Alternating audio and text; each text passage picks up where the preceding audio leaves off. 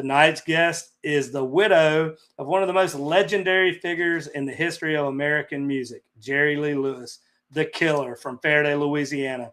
She was by his side for the last 14 years of his life, including some of the most meaningful chapters of his career. She was with him when he passed on October 28th, 2022. Since then, she has made it her mission to ensure that his music, his story, and his legacy live on. Tonight, we're honored to have her with us. Please welcome my friend, Miss Judith Lewis. Well, thanks y'all for being patient. Thanks, Mona and Karen. Thanks for chiming in Thank and chatting with y'all. me. How are you, Miss Judith? I'm wonderful when I get to talk about Jerry Lee Lewis. I've been happy all day. We appreciate it. This is a special show for me tonight because I've been blessed to become friends with you over the past few years, I and know. even having been a part of the monument unveiling at the grave site. So we just appreciate you coming on here tonight. I know. I love Louisiana now. You know that. Louisiana That's right. country. Well, Yep. one of your missions in life now is carrying on Jerry Lee's legacy and sharing it with as many people as you can. Um, Yes. Before we dive into Jerry Lee tonight, though, let's give our listeners a little bit to learn a little bit about you and tell us like where you're originally from and kind of what was life like before Jerry Lee.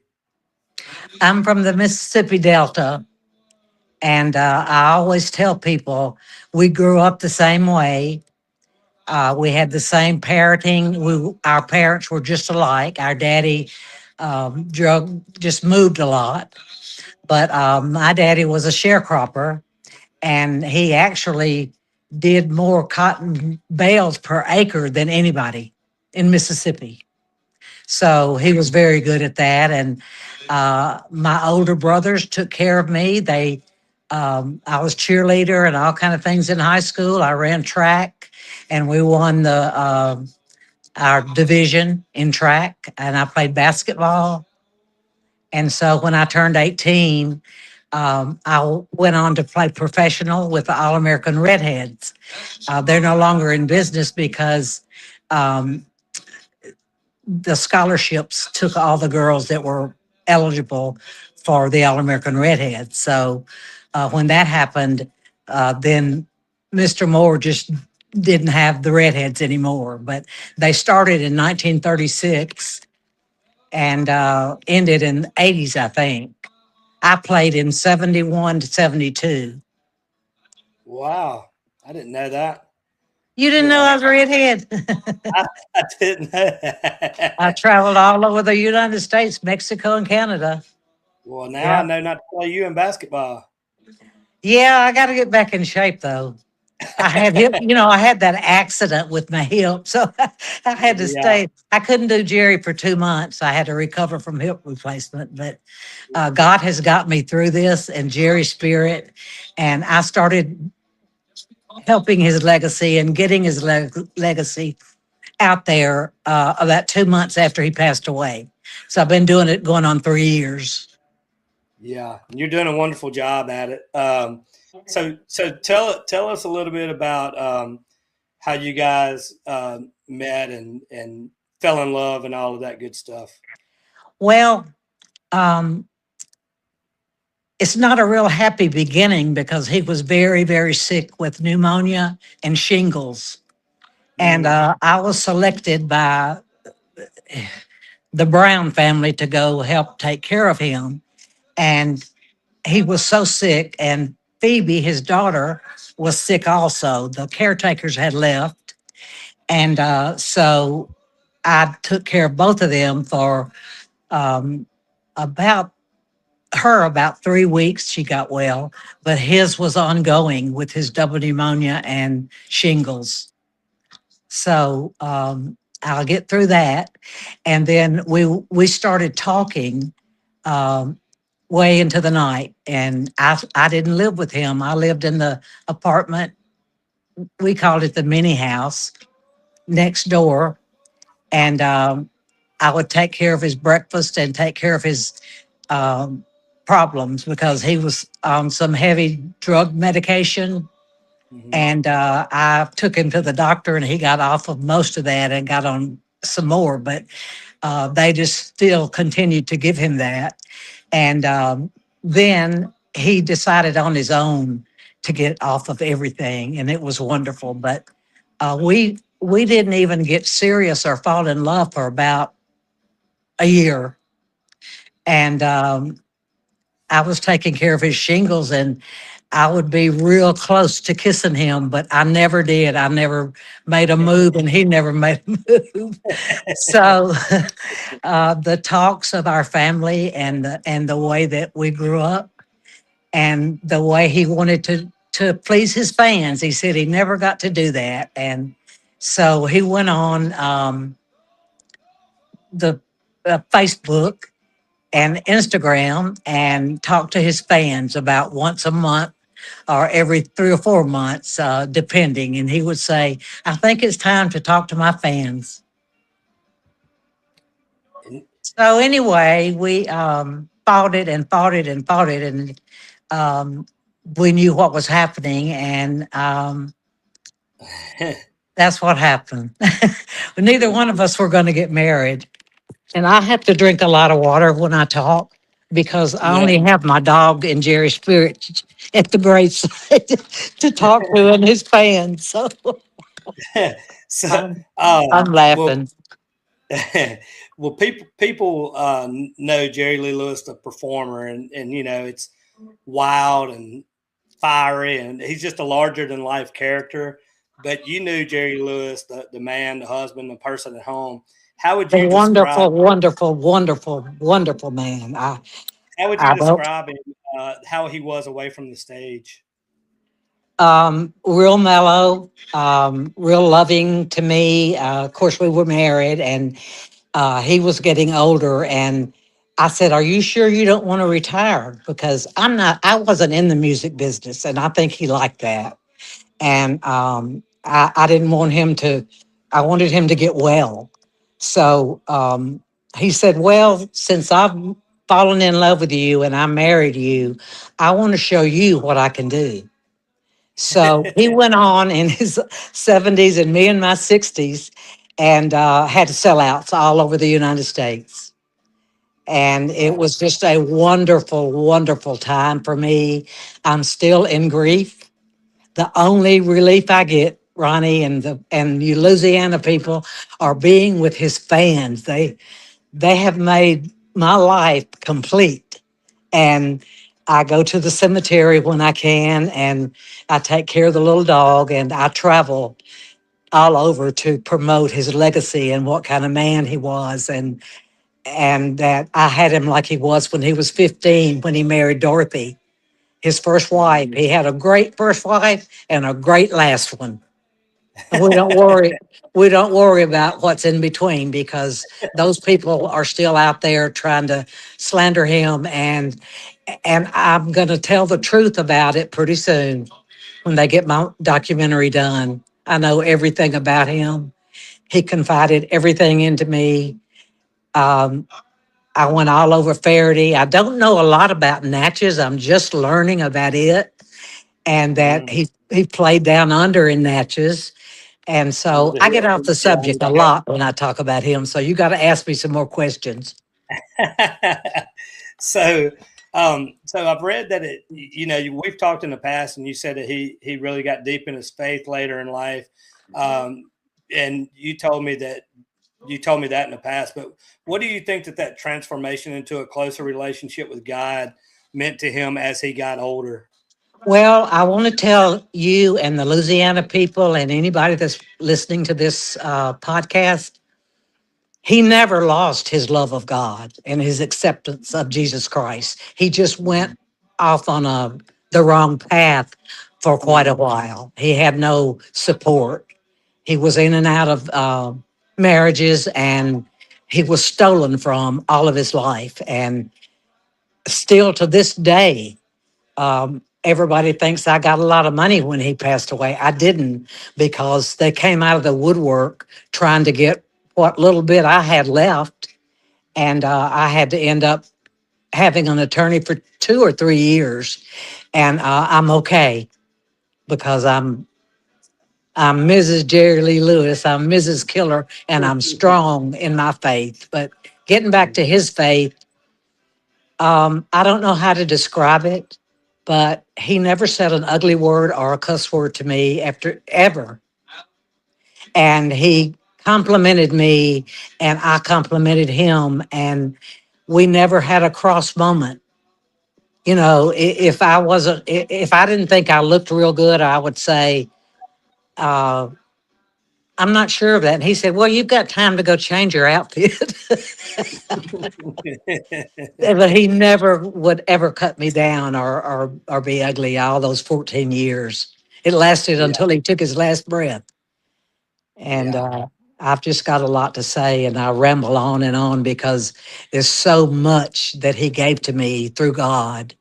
And that's how I've made it through my grief, because when you have what we had and you've never met another couple that got along like we did or had what we had, I mean, and I hate to brag, but you know, it's the truth. I don't lie. And I'll believe everything he tells me. And he told me everything. And it was just, it's just hard to get over that. So I've done it with his fans and with you letting me talk about him. And it gets easier and easier to talk about him and laugh about him. And you can go on YouTube. I don't do YouTube, but somebody put all my stuff on there about how we fell in love. We did a interview with a 92-year-old disc jockey. That's how sensitive Jerry is. He was in North Carolina and he kept calling. And I said, baby, do you want to talk to him? He said, yeah. And he talked to Carl and he got to know him. And so Carl asked everything about how we fell in love. And I told him everything. So you have to go on there to Judith Lewis and see that. okay. I'll have to check that out too. Yeah. Um, but so Jerry grew up the Faraday, Louisiana. Everybody, no matter where you go, everybody knows Faraday, Louisiana. Yes. Him and the three cousins made it famous. Yeah. Jerry Lee Lewis, Mickey Gilley, and Jimmy Swaggart. There's a lot of stories out there. I want to go through some of the things and ask you what he shared with you. Okay. Let's start with Jerry Lee and the cousins as kids in Faraday. What can you tell us about his childhood days and his relationship with the cousins when they were kids? That his relationship was awesome. You know, his daddy got the piano and carried it up the stairs himself. And Mickey and Jimmy, before that, they went to Aunt Stella's house and Uncle Lee's house that they had a piano, but Jerry's daddy, Elmo, got him a piano. And Mickey and Jimmy just had a blast learning from Jerry. And Jerry was real close to both of those cousins, especially close to Jimmy. And he was a sense of humor was unbelievable. On Jerry's 85th birthday, Mickey and Jimmy and Jerry were together again after 40 years of never being together. And it was just a miracle. It was wonderful. And Jerry loved it. And you can see it any place really on his website and all of that. But it was just wonderful to do that and have the cousins come back to there. But they did some wild things together. One of the funniest things they did was stand up on the Mississippi River Bridge into Louisiana. They didn't. They dared Jerry to get up on the top. Of course, Jerry went up there. And the more they begged him to come down, the longer he stayed. And when he got older and went across it, he said, I just can't believe I did that. I was about But to he say did. And I had an artist paint me a picture of the Mississippi River Bridge with the little bitty Mickey and Jimmy down there and Jerry up on top of the bridge. So you'll have to see that sometime. I Okay. think I saw it at your house. You Is it? I did? think I did. Yeah, That's hilarious. Yeah. that's a real funny. So I mean, it's amazing that three kids from a little town like Faraday, Louisiana, grew up to do what they all individually accomplished. I mean, they all three accomplished amazing things individually, and it's just a really it's almost unbelievable if you really think about it. It But really is. And I hate to brag on my husband so much, but the whole 14 years that we were together, when we didn't have arthritis problems, about, I would say, every 2 months or so, we came to Faraday the whole Mhm, time. And I went all down the Black River and all places where he lived. And that's when he really told me his life story. And that's when I learned everything about him. And I'm the only one, I think. Um, I know the two ex-wives never promote him. They, uh, the young one that he married, um, has done some horrible things to him, but I just let it go. God lifted it off of me about a year and a half ago, and I don't worry about it because I know what he was and what he did. So that's mhm. that. I try not to be angry because God wouldn't want me to be angry, but I'm a little bit angry, but I can't help it. Little Jerry Yeah. Lee the fifth is angry. I have to tell him. I just don't Well, like it when they talk ugly about him and make money off of him by saying ugly things and going to these sleazebag places. And Ronnie, I hate to even say this, but it's the truth. yeah. Hey, look, I know. I don't blame you. I would be fired up myself, and I, I think I am. you handle everything the right way. And I have Uh, his wonderful fans. I hope a lot of them are listening and know that I love each one of them and that he prayed for them every single night. And he owes everything to him. He said that many times. And he yeah. went on Facebook all the time, like every couple of months, and talked to his fans, and they loved it. And it was just like a fairy tale, really, for me. Uh, Mhm. Despite our health issues, we made it through it. Well, he was deeply influenced by what he heard at Haney's Big House. Yes, So yes.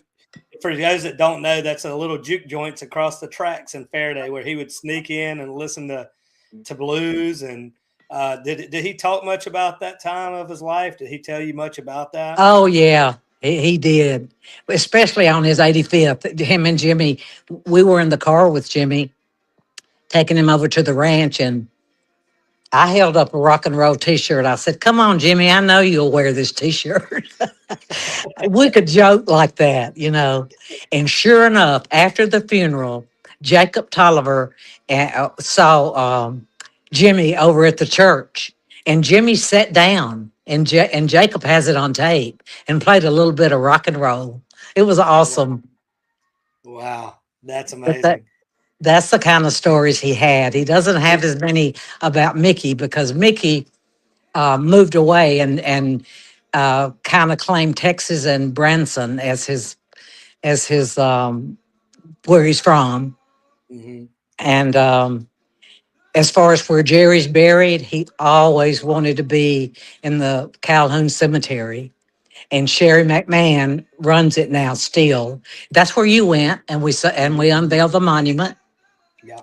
So I just want, I mean, the three of them growing up and having the talent. Mickey was very talented in his rock and roll, and he gives Jerry all the credit.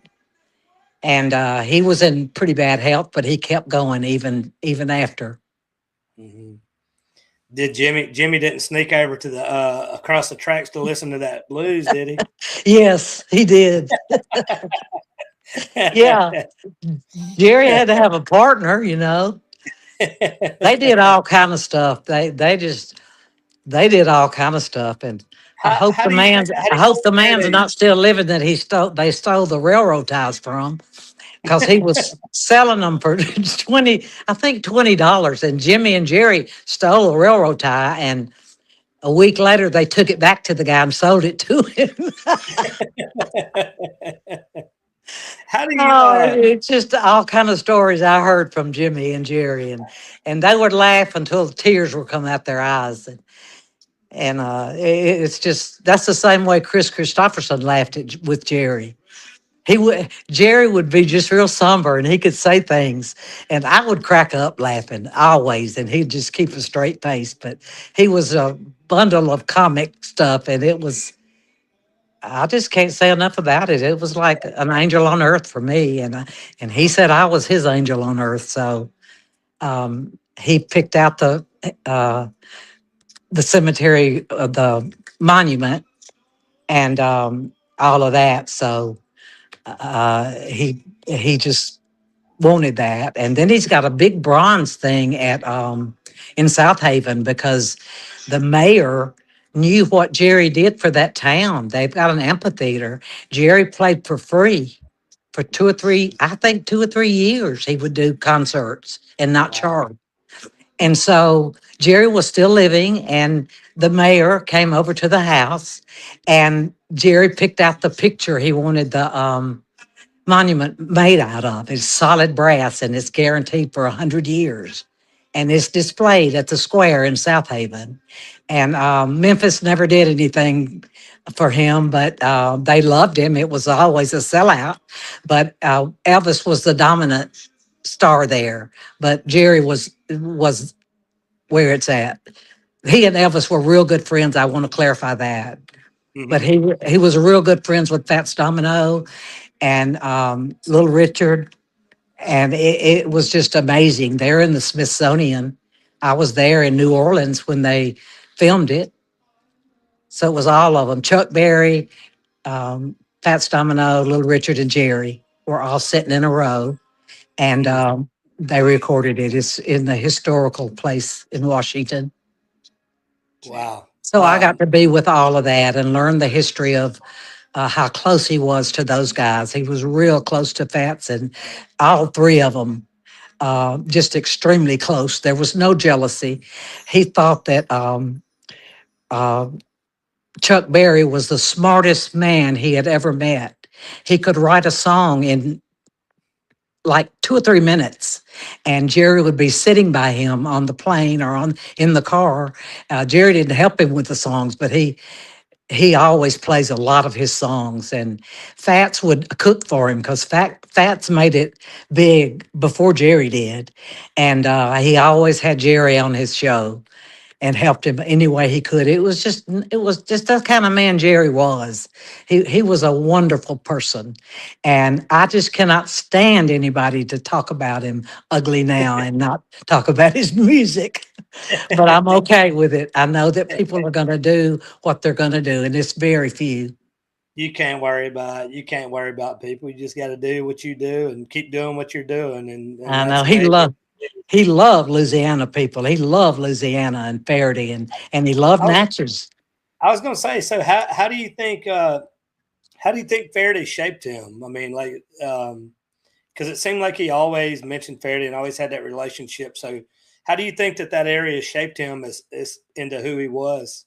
Well, Haney's big house and the fact that he could sneak in as a little kid, and the music, the big stars that would later become stars were there, and he would wait and sneak in and listen and love every minute of it. And so those memories are his best memories of Faraday, of doing that and the things he did. He was kind of a wild little child. He ran away to New Orleans when he was 12. And it was cold, and he slept in a field where the stuff was frozen. And when he got to New Orleans, he met a bunch of nuns that fed him and everything. And his mom and daddy found him. I don't know how they got in touch with him because he Oh didn't my have a goodness. phone then. So, I've got my buddy Craig DeRoche right here in the comments. You'll like this. It says, I was at the Hank Jr. show at the Cajun Dome last week. Hank said how Jerry Lee used to go to his mom and dad's house when he was little. Hank said he taught me how to boogie woogie. he Nobody did it did. like Lewis. He did, and I got to meet him when Jerry got the award. When Jerry was only just a few days from passing away, I got to meet him. But I get emotional sometimes thinking back to what he meant to Jerry. And I've talked to him. I don't know him except at that place, and I couldn't get to the when he played near. Where did he play? He played last week at the Cajun Dome in Lafayette, so that's where Craig's from. Oh, that's not far either from New I Orleans. know. From What's wrong with it? We should have went. I know, We'll have to get into. We'll have to catch him soon. I didn't but even think about that. he was so wonderful to me, and told me how happy he was that Jerry was finally happy, that he had never seen him that happy, and he's known him a long, long time, since he was little, when Jerry came over to the house and taught him piano and all that. And he came to the award ceremony when Jerry got inducted. Um, not the one Jerry went to. He went to the first one, but he was getting ready to go to heaven. And I was in shock when he would say he was ready, but he said, "For you, I'm staying a little bit longer." He worked really, really hard. I've gone back and looked at what he did and how many shows and how hard he worked when they tried to ruin him for marrying the cousin. And it didn't ruin him. And Linda Gale is carrying on his legacy. She is amazing. Since she got with Cleopatra Records, she has just really been talking about him, and wrote a song about him herself that's wonderful. And I'm going to see her in London. She's going over there to perform, and they're honoring me over there for Jerry. And let me tell you, those people worshiped Jerry, Oh, I and know. they're crazy. It's unbelievable. When we played there a couple of times, Lloyd Webber owned the place that we played at, and he came backstage and got on his knees and gave Jerry this beautiful statue thing and a picture, and it's in the ranch now. I gave the ranch back everything to make it like it was when it got stolen from us. So it's okay now. Everything's fine. I have a key. Lee has a key, and we go to all the functions, and it's just amazing. What did he? Let's go back just a little bit. What did he? He showed up at Sun Records in 1956 as a young man from Faraday with just something to prove. What did he ever talk about that time and kind of He his did. thought? It wasn't real happy times because he had gone to Nashville, and the Nashville people said if he had a guitar, he might make it. So they didn't do I anything didn't with know him. that. I didn't know Yes, he was in Nashville first. Wow. yes, and he's had a little hard spot for them ever since. I'm sorry, and then waiting years, before they put Yeah. him in the rocket. But Jerry was on his deathbed basically, and Chris and his wife rented a car and drove to our home and gave him the medallion of the country music. Chris presented it to him, and it was really wonderful. And That's Chris pretty. knew everything then. I mean, he knew everything way back in the past, but they were really close friends. Him and Tom Jones were his two best friends. Yeah, and Chris just passed not too terribly long ago. Yes, and I got to see him in June, and he passed after it was. I went in June of 22. No, 24. Yeah. Yeah, 2 years ago, and I got to hug his neck, and he was just not doing well. They diagnosed him with Alzheimer's and gave him all that medicine for Alzheimer's for several years. And they took him to his heart specialist. He had had a stent, and they did all kind of work with the heart people. And he did not have it. He had been bitten by a tick. He had deer tick fever. So it wasn't even Alzheimer's, but it had already done the damage. But Wow. he I didn't know. still remembered Jerry. He still remembered him, and he remembered me whenever I hugged his neck. But Wow.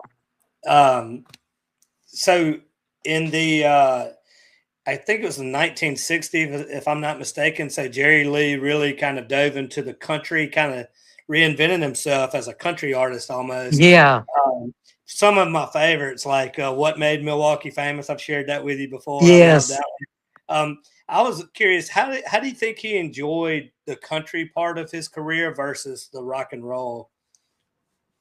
I think he liked it equal. I really do. He just got a bad rap from Nashville, and he did not say profanity on that show like they said he did. I think he said mother humper. But he did not. He didn't say the real bad word. You know, Yeah. You think that I'm he enjoyed? You think he enjoyed performing the country music? yes, he did. Oh, Yeah. and that song, "Hello," what is it? Where he goes, "Think about it, darling." He, he put that in himself. They asked him something, and lady, was with this man, and he said, "Think about it, darling," and they put it in that song. We've talked about this before, but I would always laugh, and I love how he would always refer to himself in the third party I whenever loved it. he would I just sing know it. about himself, old Jerry Lee. Like it cracks me up. It's just such He a sung. character. I love it so much. He sung a song to me in Norway, um, and it's. I listen to it every night after I say my prayers and talk to God. And when I have a really bad day, I cry to God. Jerry taught me how to talk to God. And when I left to go have surgery or get my arthritis checked, I would hear him praying for me as I walked out. And he prayed before every meal. And even though he was wild back in the days, he never lost his faith. He never lost it, even Yeah, through the drinking and the drugs and all of that. yeah. And the one truthful thing the child bride said about him that I really appreciated, she said, "I never saw him take a drug." She said that to Wow. me. Yeah. And Hmm. I thought that was wonderful, as much as she tagged around him before and after the divorce. So, Yeah. yeah. Uh, what about shows? I was always curious. Um, what was he like before shows? Was he kind of the guy that liked to be left alone and had some like rituals that he did, or was he kind of like the What same are you, guy that he you was? talking about before the show? What like before shows, before he went on stage to perform? Because he played these amazing venues and stuff. Did he like to be left alone for a while to dial He in, or was liked he me just right beside him and kissing on me and loving on me and Kenny Lovelace. And then all of a sudden he'd get ready to go on. Kenny hadn't even announced him yet, but he had a ball in the dressing room. And occasionally, well, we were at BB King's one night, and Michael Douglas and his wife had run 2 blocks, and Jerry was getting ready to go on.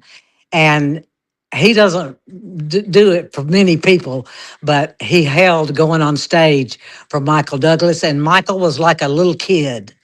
And this was only like maybe 8 years ago, 7 or 8 years ago at BB King's. And and I remember him just getting right up to Jerry and telling me to get the camera and take pictures. And so I've got pictures of him with that. So he never got nervous. But when he got ready to go on, no matter what was going on, he would walk out right in the middle of Kenny singing Boney Maroney or something. And they all just accepted it. And uh, the most Go ahead. memorable show was not Jazz Fest. That was good too when Elton John came in sweating to meet him. Um, I'm trying to think of where it was, what it was called in Chicago. Jerry was unbelievable. And when he got off stage, he went to all the other artists that were gathered at the side and shook every one of them's hand. It was a wild type of Yeah, I'm trying to musicians. think of the But festival up there. you remember it? I know the festival that you're talking about, but it's yeah, but The I, name escapes me. We've done so many, but that Riot Fest. I think that wasn't that Riot Fest? that's not the one I was thinking of. But it I guess it doesn't matter. But Jazz yeah, Fest. Maybe there's it a was. big one It was big. up. It was big.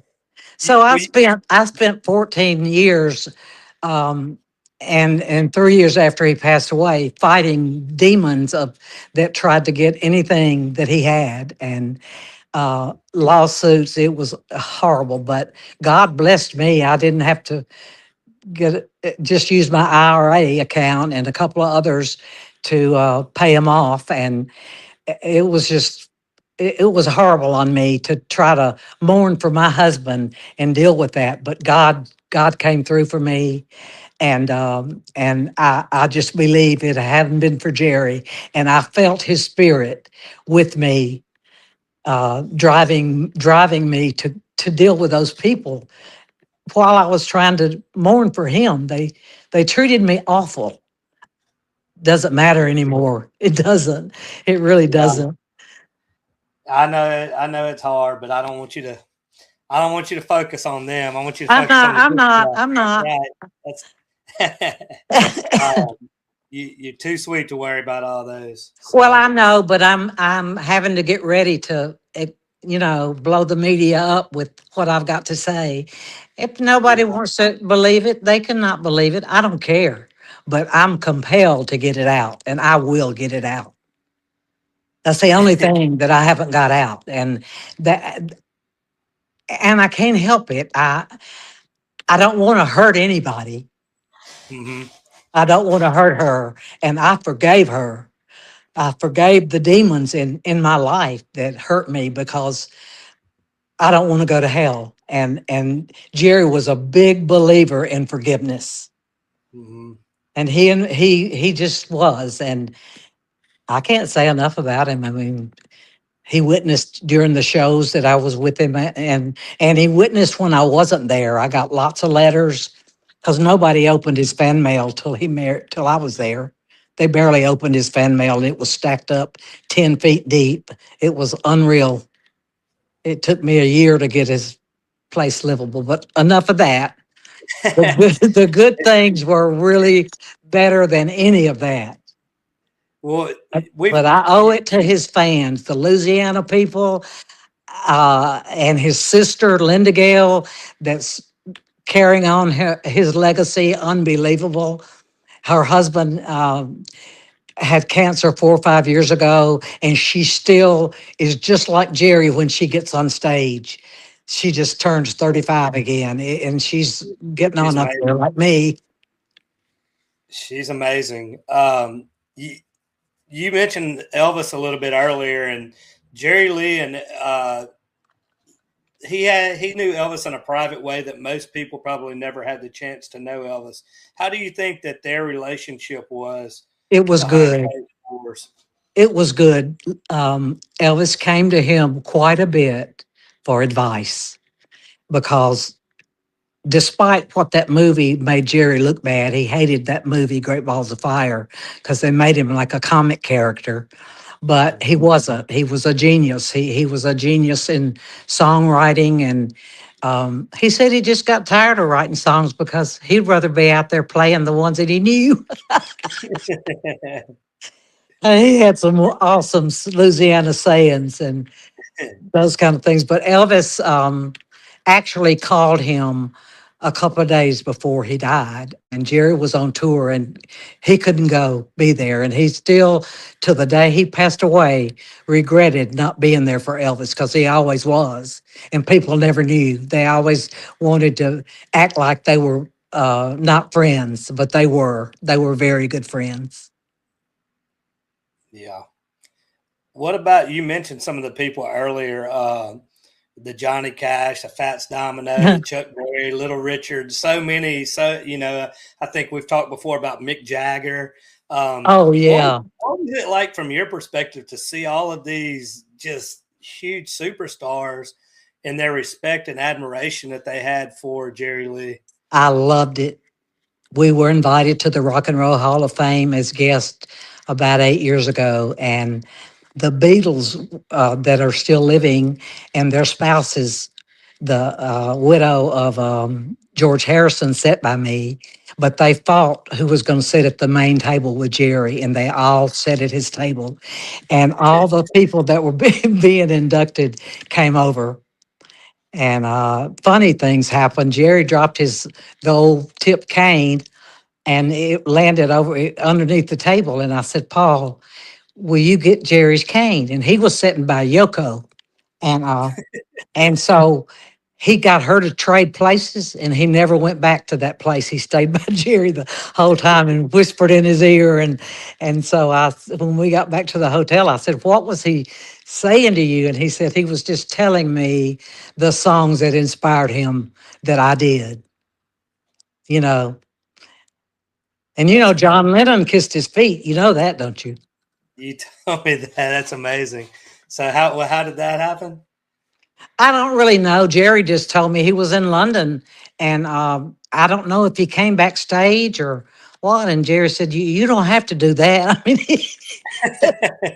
and he did. He was so humble. And Ringo was there both times we were there, so we got to know him pretty well. The ones that were left. Wow, that's amazing. And Um, Yoko's older than I am. I don't. I guess she's still living. I know she wasn't in real good shape when I saw her at the award thing at the it was the Rock and Roll Hall of Fame inductees, and Jerry was one of the first ones that was yeah, inducted. That was a pleasure to him. So that's why his stuff is there. His old piano that him and Mickey and Jimmy wore the ivory off. He was offered over $1 million for it. Even with me, he was offered that, and he turned it down. And so he had me send it to the rock and roll. They came down and took it. It's up there on loan at the Rock and Roll wow, Hall of Fame in Cleveland, Ohio. wow. You that's that's amazing story. I'm just trying to process just having the I Beatles hanging know. out. I know. Were there any artists? I think you mentioned some of them a little bit earlier, but there were there any artists that Jerry Lee like really admired as maybe especially like piano players? You said Fats Domino came before him. Were there guys that he just really enjoyed being around and appreciated their music? Not really piano players. I'll have to say that because he was pretty much number one in piano of all of them, and he could play any of those music, Beethoven, Mozart, all of it. He could play all of it, and he played it for me, and it was awesome. It was wonderful to have those memories that he gave to me that nobody else had, but Lee, his son, I'm sure, but he was in a bad marriage with that woman. So, oh well. Oh well. um, man, I was telling you before we came on, I was listening to the album Last Man Standing earlier today. It came out in 2006. It was such a great record, and uh, I think Jerry Lee was in the 70s when he recorded that. But I mean, it had everybody from Mick Jagger to Willie Nelson and some of the biggest stars on the planet on that album. Yeah, it went gold. It was, and Yeah, I it don't did. know if it might have platinum by now. I don't know. Did he ever talk about kind of what that album meant to him to do it with all of those big stars? Well, I don't really. I'm such an honest person that uh, his daughter and his manager went with him, and I stayed home and kept the puppies. I didn't go with him to the filming, and he was drugged up and missed a couple of days because of that. And he regretted it, and he got okay. But when he came back, he looked like a pauper in a wheelchair. And I looked at his daughter, and I looked at the manager, and I said, "He will never go without me again, never." And he never did. But he went through it because he loved Kid Rock and all the people that were there honoring him. He was very touched with it. So, Yeah, it's an amazing record. I mean, everything he did musically was was amazing. Um, oh, his last two albums, one of them hasn't been released yet. The gospel album that he did in Nashville 6 years ago has not been released. When God raised his hands, he that's raised what I his. want to get before you dive into that. That's what I wanted to talk about real quick because Okay. I want to set the scene for the listeners because they might not know that. So he had a stroke in 2019. Is that correct? That affected his. Uh, Uh, yes. yeah. So Yeah.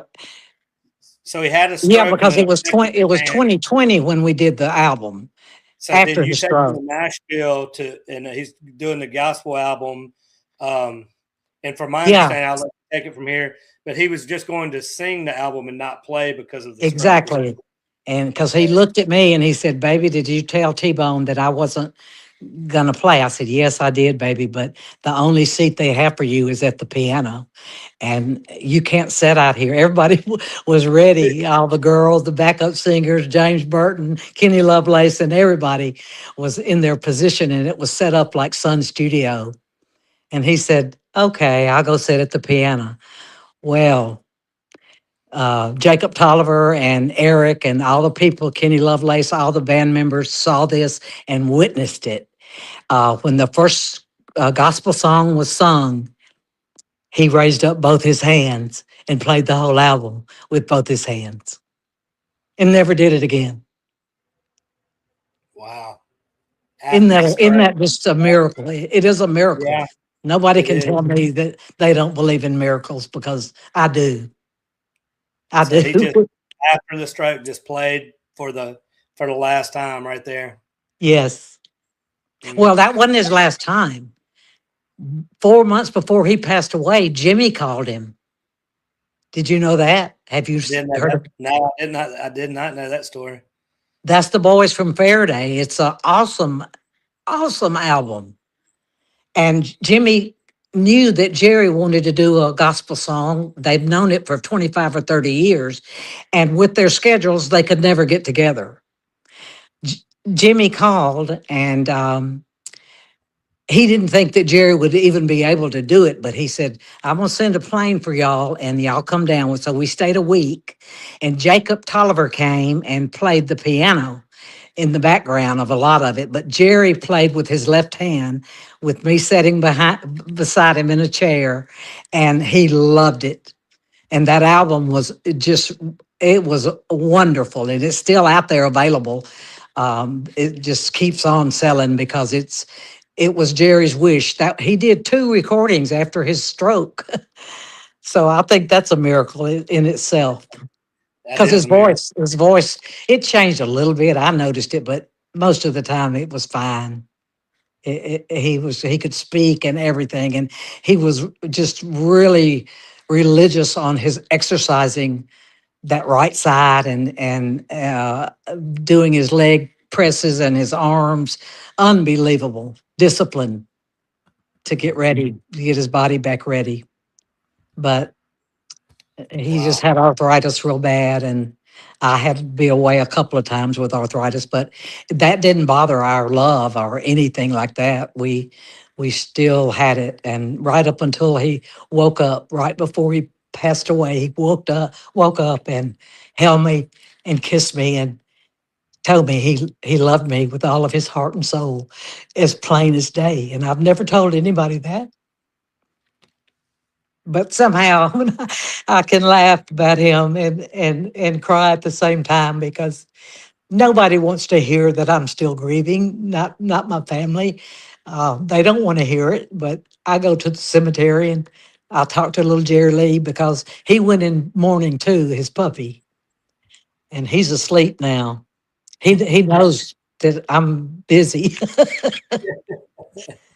But those two dogs were so precious to Jerry, and we have had a pet cemetery up at the ranch, and um, it was amazing. And I guess with you, Ronnie, I just get emotional because you really care about him, and the fans that listen about him and his fans today are so wonderful to me Yeah. because I'm keeping his music out there, trying to. And as I'm getting older, I'm climbing on up there, and but I will honor him till I take my last breath. Oh, I Yep. know you will. I know you will. And I don't want to keep you on here all night, but so we'll land the plane. But so he passed away in October 28th of 2022, Yes, uh, and you were that right was his. there with him. Yes, held his hand and held him. I was just And gonna he say, asked for a shave. He wanted a shave. He woke up and made a motion of getting shaved. And Jonathan was in there with me. It was just the two of us. And after he got his shave, He just went peaceful, very peaceful.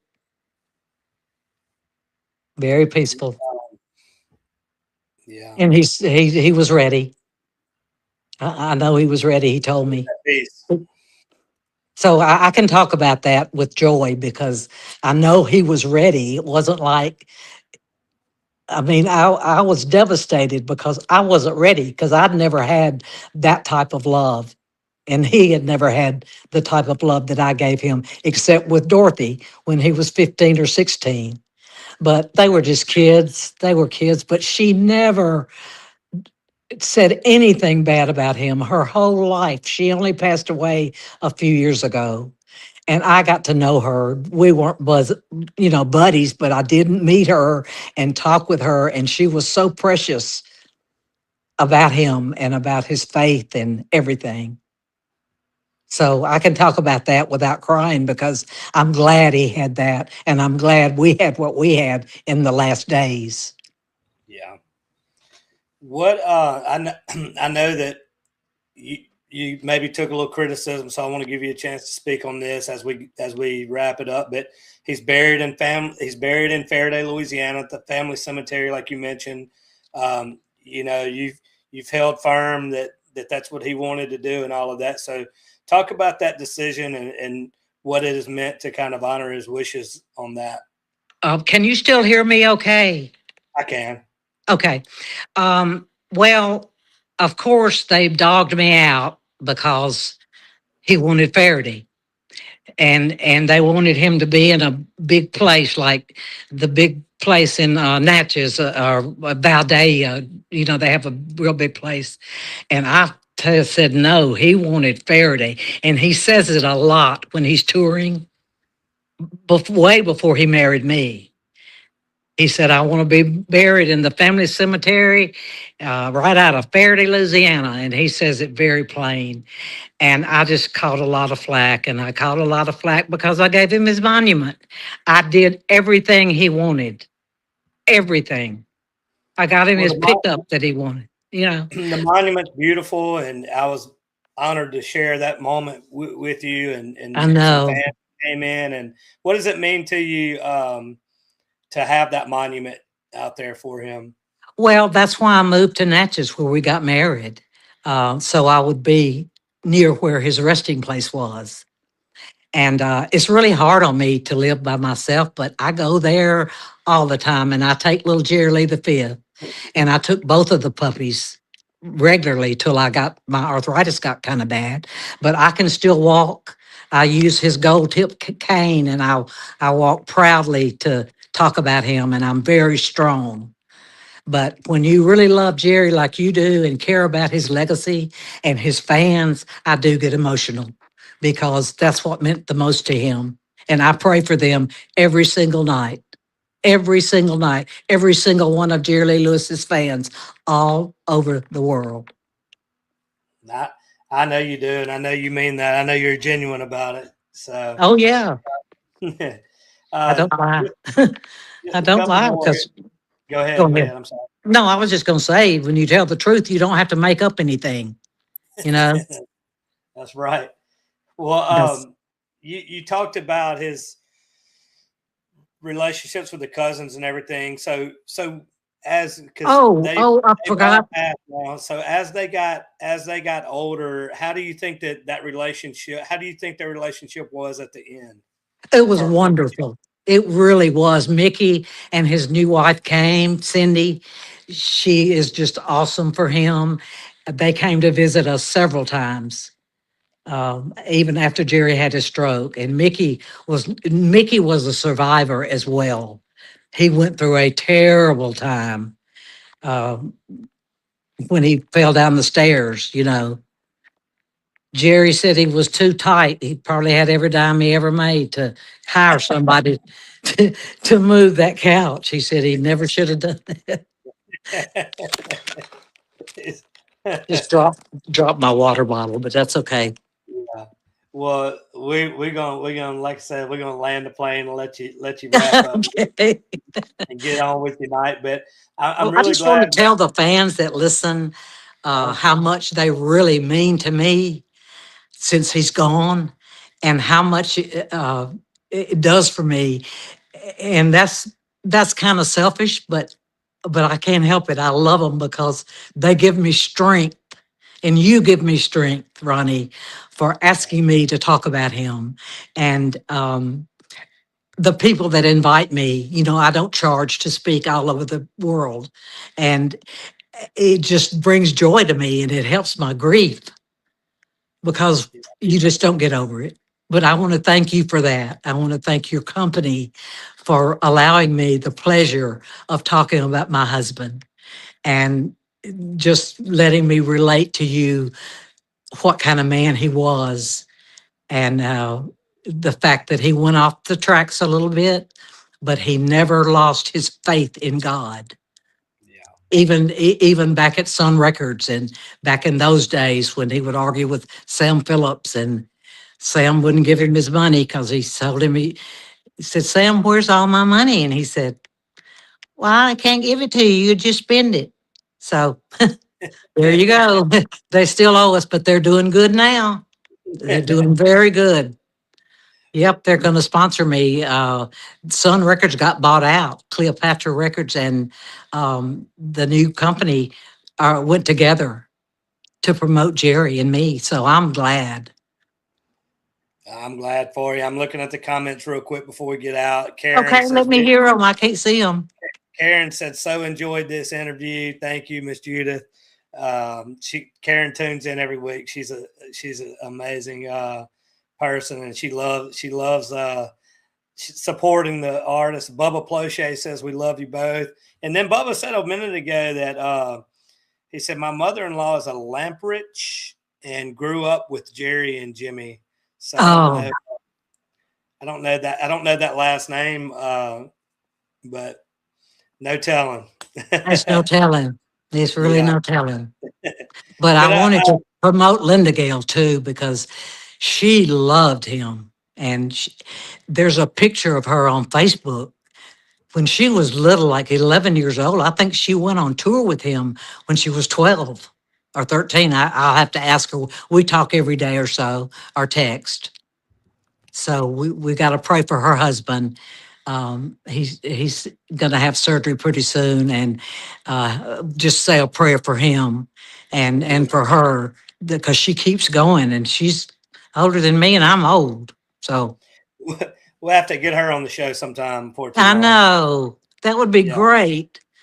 She yeah, would love to talk about him because she tells the stories better than me because she was there when he made his first money, and what he did for them is just breathtaking. It's amazing to hear how he helped his mother and his sisters, and he just has the one sister now, and he lost his brother, little Elmo, when he was 8, and Jerry was about 3 or 4, but he remembers.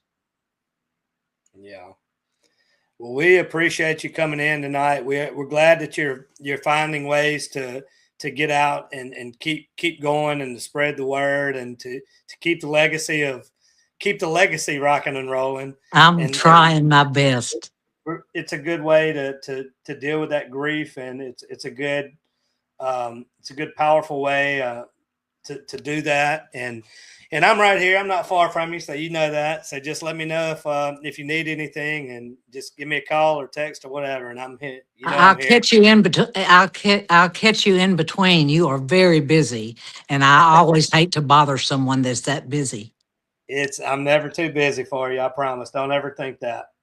Okay, thank You you. need me to call. And it was nice meeting your partner, Alex. Yeah, we'll bring him to Natchez soon, and we'll pick you up and we'll go eat lunch. That'll be nice. I'd like that. Is he with you a lot, or do y'all do podcast distance from where he lives? Both, Or both. He's in Nashville, but we do both. oh yeah, So he's here a lot, and I'm there a lot. okay. Well, Todd Herondine just bought a place in Nashville, and I'll be going there to help him promote himself and Jerry. He's the Okay. one that bought the ranch. He All came the to the ranch. unveiling. Mm-hmm. Yeah. Huge Jerry Lee Lewis fan. And he'll Yeah. be in Nashville. I'm already booked. I don't know when it is that I'm going up there, but I'll be there. How often do Okay. you go there? too often right now. It's right now I've been going a couple of times a month. So if you let me know when you're there, I'll make sure to be there. Okay, I will. We might carpool. Yeah, we can do that. That's right. They Well, don't you have have a any good direct flights, so you enjoy the rest of your night I and will get you some take rest my and little calm baby to bed. down. That's Oh, I it. wanted you to see this picture of Jerry. Can you see it? The pillow. Bring it to your right just a tad. There we go. Closer. There we go. Uh-huh. A huge fan, Tim Ust. He's an awesome fan. Made this for me when Jerry passed away. And I have it with me, and he made me another cover because I had about worn the other one off because I sleep with it. And for the first year, I took it everywhere I went. But I didn't want to do that, flying and everything. But I do it at home. I sleep with it.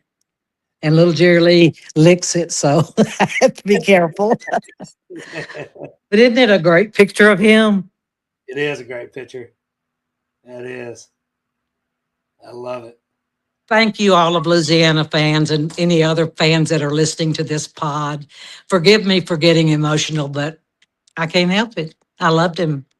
Still do, always will. Bye bye. Well, we appreciate you and great talking to you, and we'll talk to you soon. I'll be reaching out to you soon. Okay, darling. Bye bye. See you later. Thank you Bye. again. Okay. All right, guys. Well, thank you so much to Miss Judith for coming on. It's always an honor to sit down with her and have her share some of those stories. And I just love her passion and her commitment to just carrying on Jerry Lee's legacy. And it's just a really positive way to get that grief out, I think. So just congrats to her, and make sure to support her when you can. And I'll have to get her around Louisiana some and bring her around and do some speaking around the state. So anyway, if you guys enjoyed the show tonight, make sure to tune in every Tuesday night at 7 o'clock. Thank you, Karen. I see that was fun, emotional, and loving. You're right. Thank you so much, as always. Again, thank you, guys. Make sure to follow, like, share, comment, and all those things. Help us show the world what Louisiana country music is all about. Thank you all for tuning in. God bless all of our Louisiana folks out there. Enjoy the rest of your week. We'll see you next Tuesday night right here on Louisiana Country Music Live.